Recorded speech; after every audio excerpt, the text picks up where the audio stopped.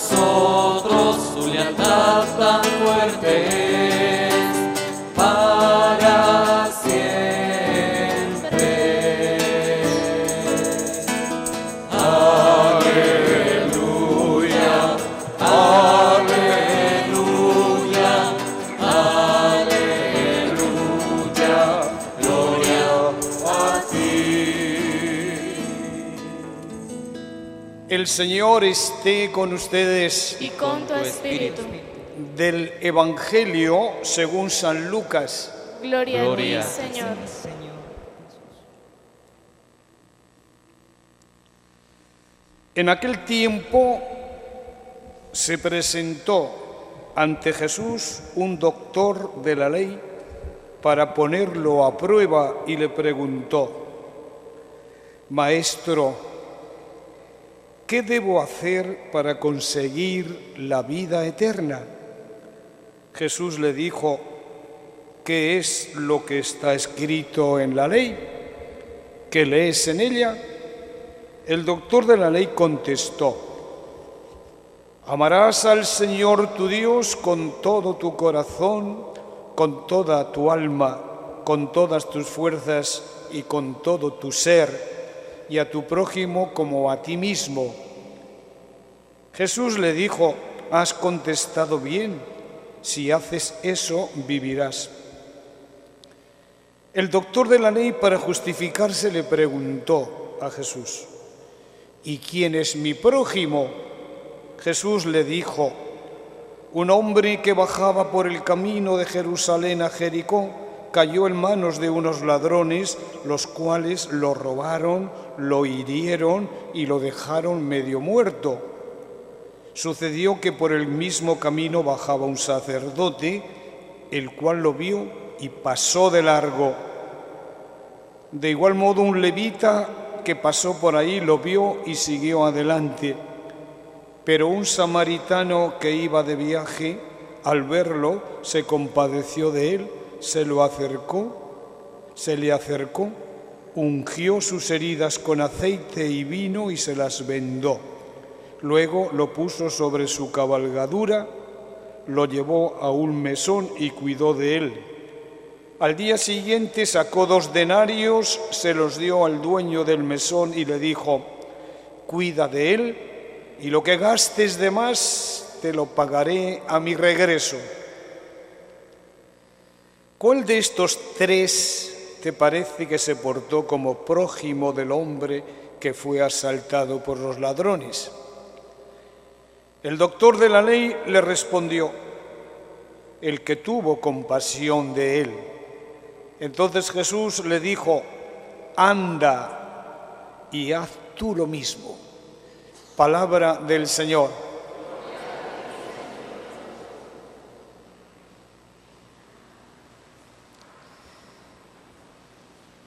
Pocas veces leemos en los Evangelios que el Señor Jesús mande, obligue. Hoy en el Evangelio, termina el Evangelio precisamente con una frase de Jesucristo usada en imperativo. Y dice eso: anda, vete y haz tú lo mismo. Nos manda que hagamos lo mismo. ¿Qué es lo que tenemos que hacer? Pues practicar la misericordia. El Evangelio es tremendamente importante en nuestra vida cristiana. Hoy Jesucristo nos habla de lo que es fundamental, esencial, prioritario, y nos lo dice que tenemos que hacerlo con carácter de obligatoriedad. Y todo surge porque un señor, un fariseo, un erudito, un hombre listo de aquel entonces, yo por el contexto me da la sensación de que era un hombre de corte astuto, un hombre malo. Dice que se acerca a Jesús para ponerle a prueba. O sea que no es que tuviera inquietud de saber más, porque esto que Jesús le dice y que él pregunta ya lo sabe. Lo que va es buscando a ver qué ciencia tiene Jesucristo, a ver si es tan listo como dicen que es. Y dice que se acerca a Jesús para ponerle a prueba y le pregunta, y le hace una pregunta que yo no sé si él se dio cuenta de lo que preguntaba, pero es la auténtica pregunta, la única pregunta que merece la pena. Y fijaros vosotros si estamos en la vida y todos son preguntas. Y nos preguntamos. Ya desde niños empieza el niño cuando es pequeñito y tiene 3 años o así. Mamá, ¿y eso por qué? ¿Y eso por qué? Y los papás pues sienten una angustia, es que no saben contestar, porque hace preguntas tan fuertes que no tienen solución, o por lo menos el niño no puede comprender la respuesta que le dan. Pero esas preguntas del por qué. Pues bien, toda la vida del hombre gira en torno a esto, a preguntar. Y vamos a clase y preguntamos, y si no de voz, preguntamos leyendo, estudiando, inquiriendo, etcétera, etcétera. La vida del hombre es una pregunta. Y algún filósofo ha dicho esto, que es el hombre un ser interrogando, porque no sabemos nada y estamos constantemente aprendiendo. Pues bien, la única pregunta de las millones de preguntas que hacemos en el campo del saber, la única pregunta interesante es esta, que le hace este hombre, este escrito, este rabino o este fariseo con mala intención. Y le dice, maestro, y pregunta, ¿qué debo hacer para conseguir la vida eterna? ¿Cuántos de nosotros hacemos esa pregunta? ¿Qué tengo que hacer, Señor, para ir al cielo? ¿Qué tengo que hacer, Señor, pues, cuando me muera para que tú me acojas en tu seno? ¿Qué tengo que hacer? Fijaros si es interesante esta pregunta. Pues una pregunta que hace referencia a la plenitud del hombre, a la totalidad del hombre. ¿Qué tengo que hacer? Y Jesús le contesta, ¿tú me lo preguntas? ¿Qué tienes que hacer? Ya lo sabes, chico. Tú que eres un erudito, un intelectual, que conoces las leyes, tú ya lo sabes. ¿Qué dijo Moisés? ¿Qué se dice? ¿Qué se dice? Pues ya lo sé, se dice eso. El doctor le contestó, lo sé, claro que lo sé. Amarás al Señor tu Dios. Esto lo sabemos nosotros, esto. Que para ir al cielo hay que amar a Dios. Yo no lo sé, lo sabemos. Ustedes que están aquí en la iglesia, pues yo creo que sí lo saben. Lo han oído ya desde la catequesis, pero la gente del mundo sabe que para ir al cielo tenemos que amar a Dios. Pues yo creo que no. Porque si supiéramos la trascendencia que tiene esto de tener que amar a Dios, no haríamos lo que estamos haciendo. Y en nuestro contexto ya ven ustedes qué cosas estamos haciendo. La gente ama a Dios. ¿Qué va a amar a Dios? La gente ama el dinero, al prestigio, al poder, al orgullo, al gozar. Y esta es la auténtica pregunta. Y la gente ama, pues, a un futbolista, que son los dioses, las divinidades, y ama pues a un artista y a un hombre de moda. Esto es lo que ama la gente. Dice, amarás a Dios. Pero aún más, hay que amar a Dios, fijaros, con todo tu corazón, con toda tu alma, con todas tus fuerzas y con todo tu ser. 4 cosas. De modo, si no amamos a Dios ni superficialmente, dime a mí, ¿cuántos de nosotros amamos a Dios con todo el corazón, con toda el alma, con todas las fuerzas y con todo tu ser? Pues pocos, pocos. Si precisamente los santos, estos grandes santos, se lamentaban, Señor, no te amo como tú te debes que te ame. Los santos. Luego ahí tienen ustedes, cuando van a confesarse, os quieren reconciliarse, ahí tienen ustedes un pecado, que es el más grande de todos los pecados. Y no me vengan ustedes con lo de siempre, que decir groserías. El gran pecado es que no amamos a Dios como Dios se merece. Y entonces el gran pecado es el pecado del desamor, no como lo se pide. Y esto, fíjense ustedes, sí es fundamental y esencial. Para ir al cielo, ¿qué tengo que hacer para ir al cielo? Pues amar a Dios con todo tu corazón, con toda tu alma, con todas tus fuerzas y con todo tu ser. Fijaros si esto es así. ¿Cuántos de nosotros iríamos al cielo? Pocos. Menos mal que está la misericordia de Dios, que ve nuestras flaquezas y ve que no amamos como debemos amar a Dios Padre, y entonces Dios nos perdona. Y esto es la grandeza de nuestra fe, aceptar la misericordia, la bondad, la gratuidad de Dios, que siendo como somos animales racionales, sociales, pero llenos de avaricia, de lujuria, de prepotencia, de vanagloria, Dios a pesar de ello nos ama y nos perdona. Entonces vamos al cielo, no porque amemos a Dios, como dice Dios, sino por la misericordia de Dios que nos perdona y nos comprende lo que hacemos. Así que estoy tocando uno de los temas fundamentales de toda nuestra vida cristiana y fundamental de la teología. Y esto es para ponerse la mano aquí en el corazón y decirle, Señor, perdóname.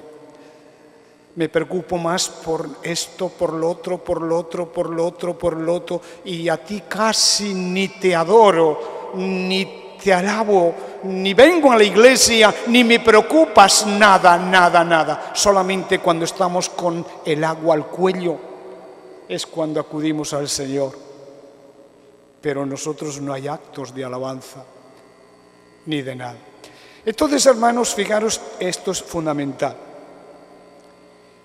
Pero la cosa no termina aquí, sino que dice que hay que amar a Dios así, así, así. Dice, y al prójimo como a ti mismo.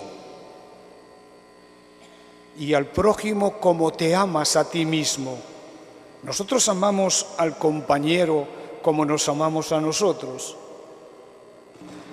Si lo único que queremos es almacenar y tener, ¿ustedes creen que el pueblo de Rubio ama al prójimo como se ama a sí mismo?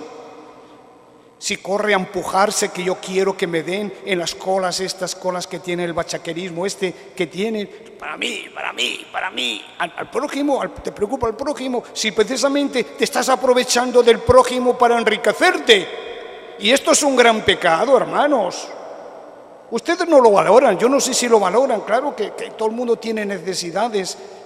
Y una de las primeras necesidades que tiene el hombre en el mundo es precisamente esta, de tener alimentos y de tener después medicinas. Y en este sentido, como los gobiernos no lo permiten ni lo propician, hay que denunciar el nombre de Dios. No son hijos de Dios estos gobernantes que tiene el país, porque están atacando lo más digno que tiene el hombre y sobre todo están poniendo al hombre para que renuncien al prójimo, le están poniendo en una tesitura, en una tentación de que el hombre sea tan egoísta, tan egoísta, tan egoísta, tan egoísta, que hasta que se aproveche de la miseria y de la pobreza de los otros para enriquecerse para jugar con el extraperlo, con el bachaqueo que dicen ustedes. La cosa seria, muy seria. Y es necesario, hermanos, despertar. Y despertar de nuestra modorra a nivel de cristianos, a nivel de ciudadanos, a nivel de colaboradores del reino de Dios. El prójimo hay que amarle como uno se ama a sí mismo. Y este señor, este intelectual, que por lo visto, pues sí, no estaba dando una en el clavo, y Jesús le estaba revolviendo y le estaba convenciendo de que era un hombre listo y erudito. Dice aquí, el doctor, para justificarse, para no decirle, oye, pues perdona, me has convencido, dice, le preguntó a Jesús, ¿y quién es mi prójimo? ¿Quién es mi prójimo? Y es cuando aquí el evangelista y Jesús le pone una historia, un cuentecito, una parábola de un hombre que va de un sitio a otro y le agarran y le roban, le pegan, le maltratan, le dan, en fin, no de tantos. Y allí hace pasar a 3 personajes, 3. Un sacerdote del templo, que dice que vio aquello y pasó de largo. Un levita, que era un personaje también que se dedicaba al culto, una especie de sacristán, diríamos, que pasa por allí y también da un rodeo. Ninguno de los dos. El sacerdote, yo supongo que diría, lo mío es ofrecer sacrificios al Señor en el templo, lo mío es alabar al Señor en el templo, y lo mío no es estar aquí cuidando a un enfermo. Y el levita, pues lo mismo. Y es un samaritano. Los samaritanos eran enemigos de los judíos. No se podían ni ver, ni se hablaban. ¿Y saben ustedes por qué? Pues para nosotros por una tontería decimos. Los judíos decían, a Dios hay que alabarle en Jerusalén. Y decían los samaritanos, no señor, a Dios hay que alabarle en Garizim. Garizim era un lugar donde Jacob había abierto un pozo para dar de beber a sus ganados, y allí pensaban los samaritanos que había llegado la mano de Dios permitiéndole a Moisés, a Jacob, que pudiera abrir aquel pozo. Y por esta tontería de que se adorara a Dios en Jerusalén o en Garizim ni se hablaba. Nosotros sabemos que a Dios no hay que adorarle más que en espíritu y en verdad. En espíritu y en verdad, con la verdad. La verdad les hará a ustedes libres. De modo que nosotros sabemos esto. Pues bien, por ahí va la cosa. No se podían hablar, pero sin embargo este enemigo de este hombre judío que había caído en manos de los ladrones, este hombre, este samaritano, se acerca allí y hace una obra de caridad. Le cuida, le arregla, le lleva a un mesón, se preocupa por él y le recupera. Y entonces es cuando viene la pregunta a este hombre, ¿qué te parece? 3 tipos de hombres. ¿Cuál de los 3 te parece que fue auténtico prójimo y que practicó la misericordia? Pues dice, pues lógicamente el que cuidó, el que le ayudó, el que le ayudó. Dice Jesús, sí, pues vete tú y haz lo mismo. Fijaros qué mensaje. Vete tú y haz lo mismo. Y es el grito que hace la liturgia a todos nosotros. Vete tú y haz lo mismo. ¿Qué tengo que hacer, Señor? Pues ayudar a las necesidades de la gente. Y esto, como ustedes comprenderán, pues no es nada fácil, ¿no? De que yo a un enemigo, como es el caso de un samaritano que cuida y sana a un judío, lo hagamos. Vete tú y haz lo mismo con uno que no te cae bien. Tienes que practicar la misericordia, tienes que ayudarle. De modo que, como esto es difícil, muy difícil, y más en estas circunstancias que vivimos necesitamos la ayuda de Dios. Por eso en esta liturgia vamos a pedirle a Dios que nos dé fuerza y vitalidad para que entendamos, en primer lugar entendamos las cosas y después que las entendamos que nos dé Dios fuerza para que las pongamos en práctica. Nos ponemos de pie. El Señor esté con ustedes. Y con tu espíritu. La bendición de Dios Todopoderoso, Padre, Hijo y Espíritu Santo, descienda sobre ustedes y permanezca siempre. Amén. Podemos ir en paz. Demos Gracias a al Dios. Señor.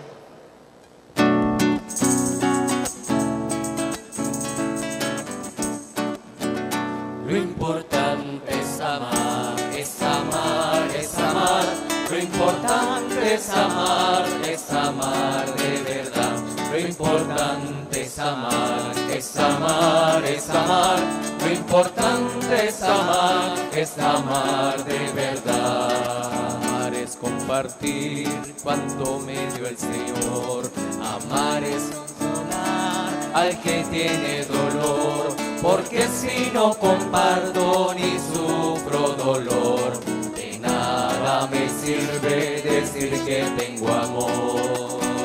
Lo importante es amar, es amar, es amar. Lo importante es amar de verdad. Lo importante es amar, es amar, es amar. Lo importante es amar de verdad.